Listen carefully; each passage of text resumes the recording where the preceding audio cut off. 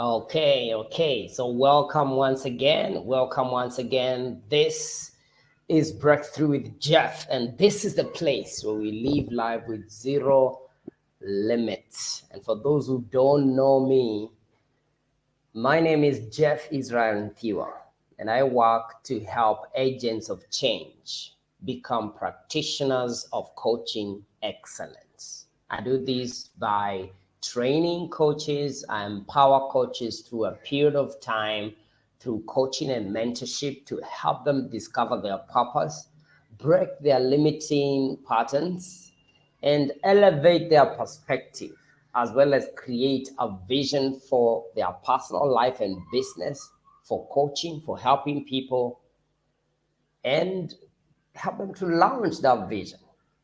This is a passion for me because I believe people have got a calling within them. God has deposited potential within us, and coaching is a brilliant tool to help us unleash that potential. And with Destiny Life Coaching, which is a pace setter in transformational coaching, we help agents of change realize that dream. Now, in this conversation today, I would like us to look at how you, as a coach, maybe you're a beginner coach, or you've started, or you're starting, how you can harness the power of emotion in creating lasting change in your coaching sessions.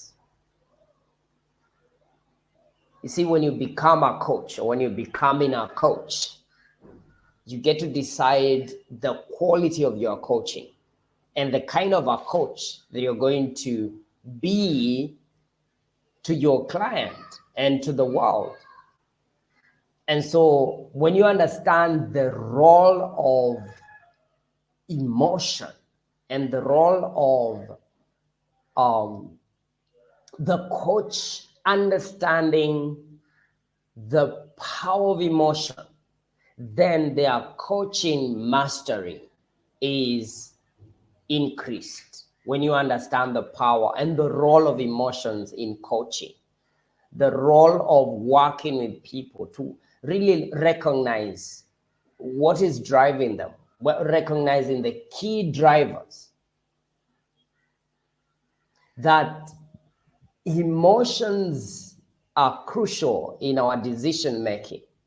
They are at the core of any significant change that your client is going to make. You really must touch on their emotions. You've heard from, is it Maya Angelou, that say, people will always remember what you made them feel. I really believe in that. If your client is going to take any significant action, if they are going to proceed forward in living their dream, in breaking their patterns, in elevating their perspective, in discovering their purpose, you really must understand the role the emotional mastery is going to play. Because emotions will either delay your manifestation or activating. And what do you want? What do you wish for your client? I mean, I'm the kind of person that believes I can do anything, whatever it takes, to get my clients the results he or she desires. And for me, I'm not tied to any tool or strategy. My commitment is to the results of my client. And so as a coach, when you understand that understanding human emotions is a crucial part of giving your clients the results they desire and deserve, then you really want to listen. Okay, so you know that having potential is not enough, that you need to help your client unleash that potential. Now, unleashing that potential will happen through action, and taking action will require that you understand and empower them, the emotional state. Okay, So it is crucial for you to understand what we are talking about here today.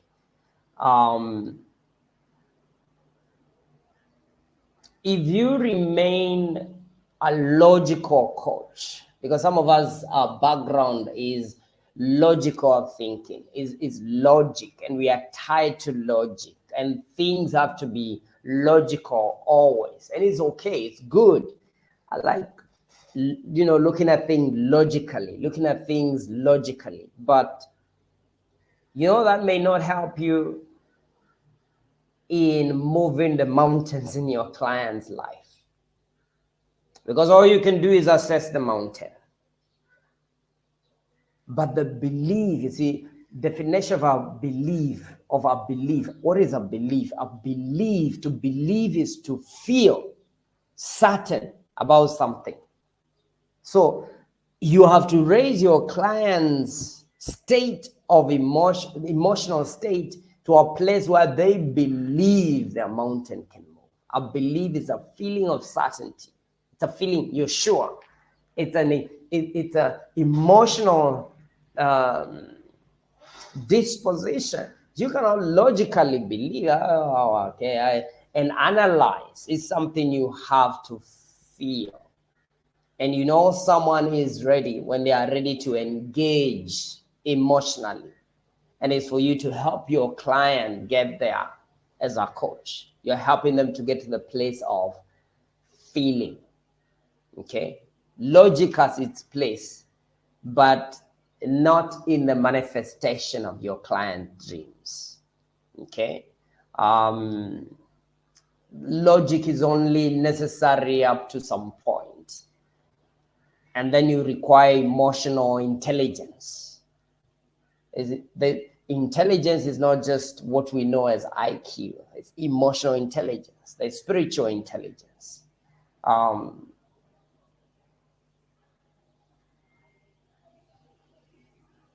And the deeper you go in intelligence, the faster your breakthrough you get. And so if you're tied here in your head, you're stuck in your head, you're stuck in your IQ, and you want to reason things out, how do you reason out a breakthrough? How do you reasonably guide me in my head to break through? Really, I must engage emotionally. And that's why you hear me talk about so much about the subconscious mind, because the subconscious mind is the part of your mind that is emotional, where emotions are stored, where emotions and feelings are stored, is in the subconscious mind. You can feel. And so if in your subconscious mind, the kind of feelings you store there would determine how far you can go. Okay, so emotions can hold you back. The quality of your emotions will determine the quality of your life. The quality of your client's emotion will determine the quality of their decisions and the quality of their life. I meet all manner of people, couples, individuals that want to build businesses, people that want to get a promotion and build their profile as people are credible and ready for for the promotion that they desire. I meet all manner of people in this journey of coaching. Teenagers, mothers, fathers who are frustrated, not able to connect with their sons. I meet all of them, but I can tell you this: there's no breakthrough that comes without going deeper into emotional mastery. The client must connect emotionally. That's why I may ask a client, what does this mean to you? What does this mean to you? How do you feel? What is the meaning associated in your mind to this? Okay. And so change is deeper than just behavior. You want to change from a place of emotional. place of meaning, place of focus, place of physiology, which really contributes to the state of your client. Those three patterns. My pattern of focus, where is my client for? What is my client focusing on? Okay, some people, they feel the way they feel because they always focus on negativity. There are people, they can't help but create negativity. They step into a relationship and negativity just begins to develop in that relationship. Some people just step into a meeting, into a committee, and hell just breaks loose just because of their presence. There are people who just carry that negative vibe. And if you're not strong enough, if you're not solid enough, you make decisions that are not aligned with where you want to go. When you talk about strength, when you talk about being a strong person, really we are talking about emotional maturity. And you're not making decisions based off other people's tantrums. You're not going with people's tantrums. Let people have their tantrums. Give people permission to be who they want to be. But you can be strong and grounded like the earth. You can be immovable like Mount Kenya. You can stand there strong. When you talk about strength, you're talking about emotions. That you're able to respond, not just react. We are in a reactive, and we can give life an elevated meaning because of our emotional disposition. And so your emotional intelligence will be determined largely by the meaning you give to what happens to you. Okay, someone does not greet you, you give it a meaning. Oh, they hate me. Oh, they don't like me. Or maybe they have a bad day. Or maybe they need help. Or maybe it's a cry for help. Some people's action, in fact, most of our action is a cry for help. So you're dealing with a world where every direction there's a cry for help. And that's why I work so passionately to raise agents of change. Because this world, everywhere you listen, you're going to hear a cry for help. Relationships, a cry for help. Teenagers, Gen Zs are crying for help. What you see is a cry. The president, the cabinet, the government, leaders, the church, the list is endless. Mothers, fathers, these are cries for help. Who is going to go? The Lord is asking, who is going to go and listen to the cry for help? Who is going to sort out and listen and say, yes, Lord, send me? That's why we have Destiny Life Coaching to prepare agents of change. And it's my devotion and dedication to really raise agents of change who are prepared. They are practitioners of coaching excellence. And for you to practice coaching excellence, you really must understand how to work with emotions and how to really help people get into their place emotionally. Because if you have this goal and dream and vision ahead of you, but your emotional disposition is not aligned to that vision, there's no way you're going to make it. There's no way. I tell you why. Because you have two brains. One is the conscious mind, the subconscious mind. So some of us, our vision is in the conscious mind, but our emotions in the subconscious mind is like the ship. The conscious mind is the captain of the ship, is the one that tells you where to go. So if your captain is not sharp enough, is not focused enough, is not grounded enough, is not smart enough, you find your ship, rocked in between icebergs, in between, all these mountains of ice, and you cannot move. That's what we call being stuck. So your ship can be stuck. Your ship is the subconscious mind, is the one that says we go here. But the captain is the conscious mind. And so you must work on your emotions and say, what emotions serve me, what emotions don't serve me. The conscious mind is only 10%.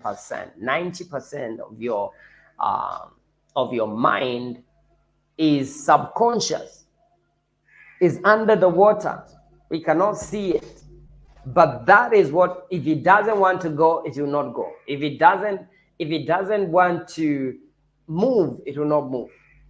The captain will say this, the captain, and it depends on the intelligence of the captain. See, the captain can give warning that does not exist, which is called fear. False expectations appearing real. So if you have a captain that is afraid, depending on the captain's orientation, like how they grew up, childhood and all that, the captain is afraid. He's the one giving the ship direction, the engineers in the ship direction. Let's go this way. I'm telling you, there's nowhere. The captain will look at fishermen and see danger and say, go to the east. While where it's guiding the ship, it's actually where danger is. The captain must be smart. And so you're helping your clients to really sharpen their captain, to declare and get into a position where they take on the leadership of their subconscious mind. Command your subconscious mind to go to the direction of your destiny. Otherwise, you find yourself always stuck, always wondering, what happened? Why me? Serikali, saidia, gava, help. You're looking for help externally because you really don't know. Change is required in how you direct your ship. How do you direct your emotions? How do you direct your habit, your thinking habits and feeling habits? That's like what we call the internal world. How you direct it will determine your destiny. And that's why, as a coach, when you're working with your client, it's good to observe, to be an observer. You can see, you can hear, you can feel where they are emotionally. Because someone can tell you, I want this, but really they are not there. Do you really, really, really want this? For me, I don't go with I want this. I want to know, do I really, really, really want this? If I'm saying no to this, what am I saying yes to? If I'm saying yes to this, what am I saying no to? A coach must help the client to emotionally connect with the decisions they are making. They have to emotionally connect with where they are. There are people who don't emotionally connect with their pain. Like to know the pain of where you are right now. What is the pain of where you are? What is the Bible says count the cost. What is the cost of remaining where you are? If you emotionally help your client to really understand, as a coach, understand the pain of where they are, understand what it's costing them to remain there, what the price they are paying emotionally, okay? Because emotion is the currency of your client's destiny. They're not going far if their emotions are not grounded and rooted and felt in their heart. They feel. Sometimes I teach my clients how to feel because some of us, we've actually forgotten how to feel. And by the way, honestly speaking, any dream that you desire, anything you desire in this world, will end into an emotion. Let me explain.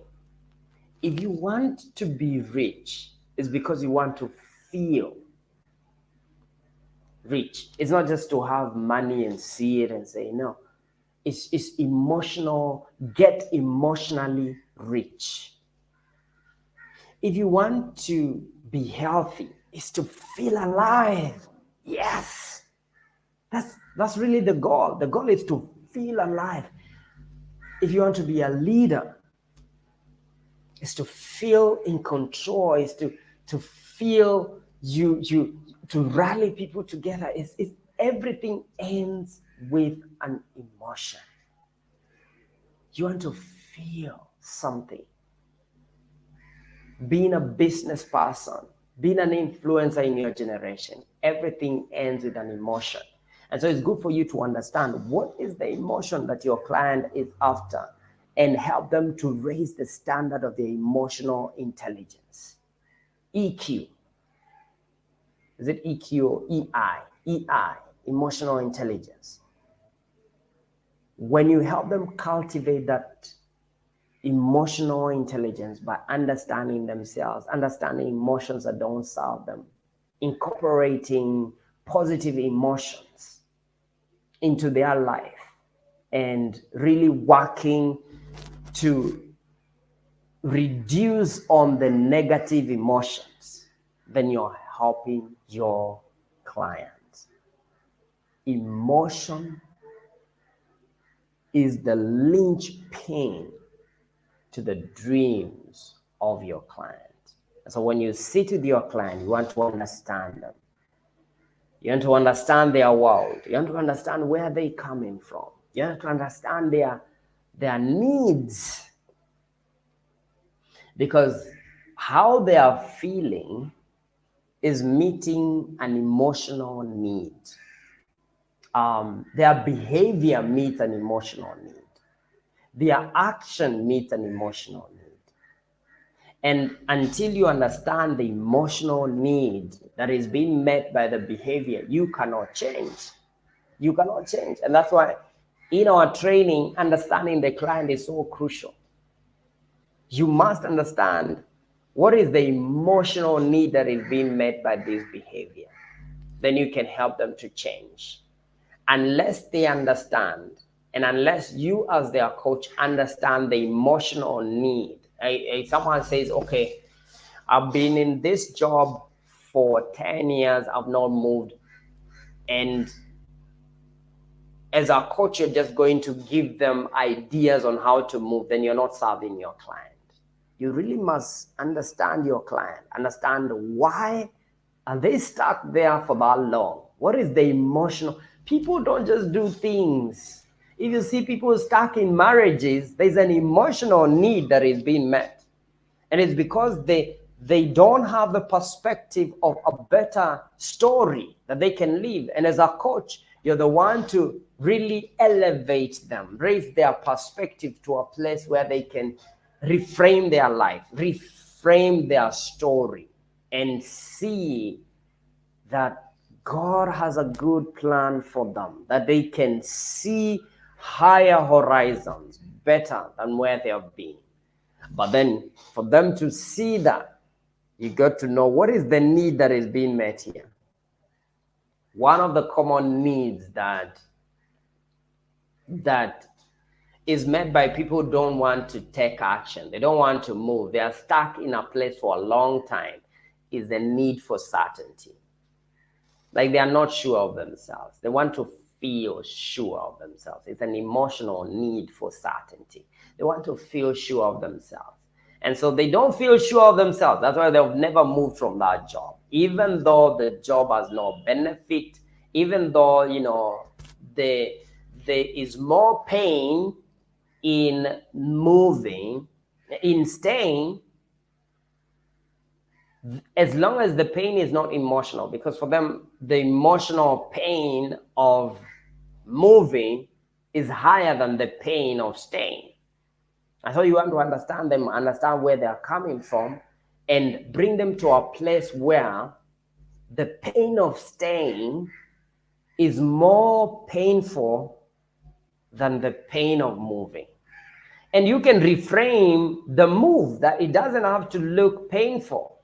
Like if the movie towards contribution, I'll have made my mark. It's going to be challenging, yes, but my focus, your focus of your client is not on the challenge. The focus is on the contribution they're going to make on the planet.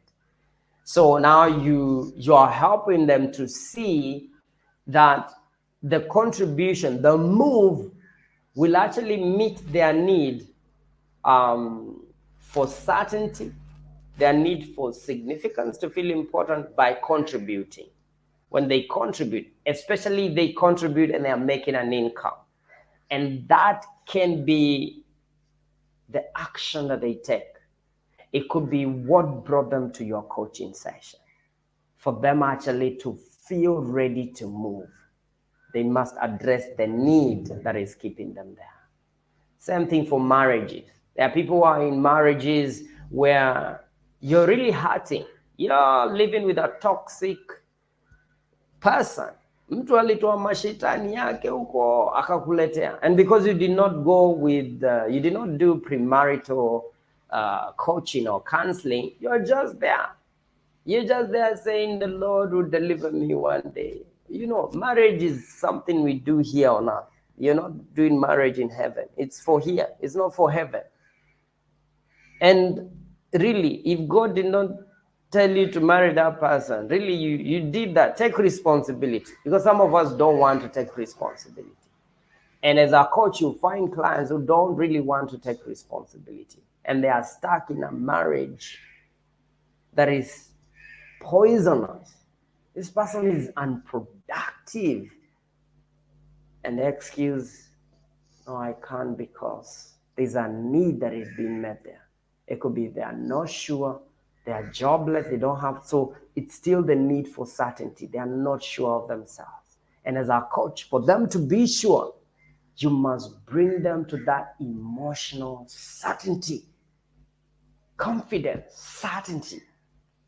You're working with men as a coach.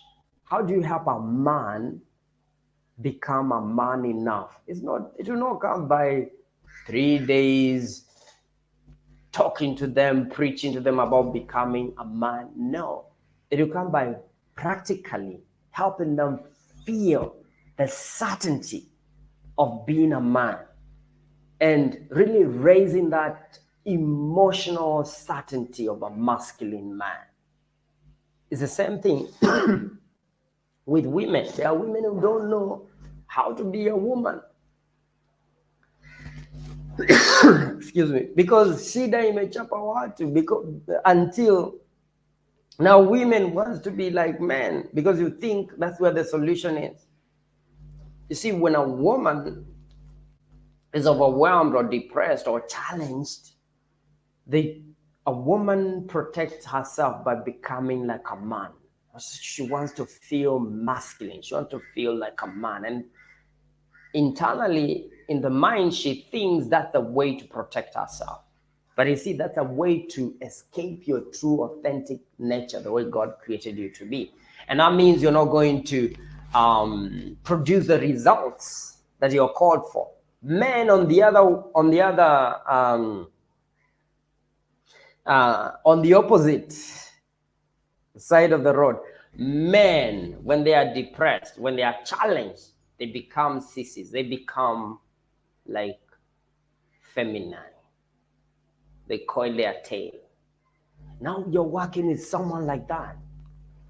You cannot just tell them, oh, dream bigger, motivating them. Oh, yeah. See the horizon. Let's go, dream. Jacob was like, that's not Jacob you're dealing with, unless you're dealing with Jacob. Understand the person. Understand where they are. Understand the emotional intelligence, what they are dealing with. Because for men, then they need to get emotional orientation on what it means to be a masculine man. Women need to get that orientation of being a feminine woman. And just to feel the power of femininity and feel the sweetness, the joy, the touch of being feminine. There's nothing as powerful as that. It's like a mighty river that washes. It's a giant flow to be feminine, to feel. And when women adopt that, the world changes. You see, the The challenge with our generation is that we have been teaching our women that power means to be masculine. No, that's not their power. That's man's power. So it's like this is a man's world. And yet, really, it's women that wants to change the world. It's women who are easily inspired to change the world. And so if we don't teach women to feel and to connect in their feminine nature, we are losing a generation. We are losing a generation. We have to be the way God created us to be. Women have to be feminine. And some of us, because umepitia shida sana, you've been through a lot of trouble from childhood. So you just learn to be masculine. You learn to defend yourself because maybe your father was not there. There was no love. There was no connection. It's just, you're a lady, but you are a man. Even the voice just begins to be masculine. The body adopts to that. Your power as a woman. And if you are a coach and you want to find your true, authentic power, if you're a coach who is a man, but you find yourself being so feminine, it's time to begin to work on that. Get a coach. A coach must have a coach so that you can live from a place of power. You're working with clients who cannot make decisions. They cannot make decisions. Hello, okay, what? Okay, here. Okay, where? Okay, there. They don't know. They can't make decisions. Most of the time is because they have taken a safeguarding role. I call it a safeguarding. It's a safety role. And so the man, and they take the opposite, usually like the opposite. The man becomes feminine, too feminine. The woman becomes masculine. And sometimes you find it in couples where the relationship is not working because the woman is too masculine. And because the two masculine cannot live together, maybe the man has refused to be demasculinized, then there's going to be a fight. There's going to be a fight. And that's why some relationships are not working. It's because the woman thinks the approach to winning is to be masculine. If you want to win, stay on your lane. Stay on your lane. Be the man, be the woman, be the lead from your nature. Even if you're starting a company, I'm telling you, the greatest companies in the world, you will see there are women somewhere positioned who are feminine. You got to just, in your feminine nature, you can create, you don't have to be a man. You don't have to act like a man. You can create amazing corporation in your feminine nature. Oh, I'll not be respected. You be respected in your nature. Let me tell you, the world is thirsty for femininity, for true femininity. We've lost that. We've lost that. I can tell you that because I do a lot of marriage therapy. We've lost it. You can just hear in the conversation. You're dealing with two people. It's supposed to be a couple, but there are two guys. It's two men. You can tell. And you have to emotionally help them to get to their place as a coach. It's amazing. Now, if you're there, you're thinking, how can I help people around me to make these interventions, to make these coaching interventions? I want you to click on the link below and book a free consultation session with one of our coaches, and you'll be guided on how to join the Destiny Life Coaching so you can bring the needed change out there in people's lives, in their relationships, and also, make an income. Impact should go with income. The more impact you make out there, people are paid for value, for bringing value. And you're bringing value when you're bringing change in people's lives. So I'm looking forward to see you at Destiny Life Coaching. Thank you and God bless.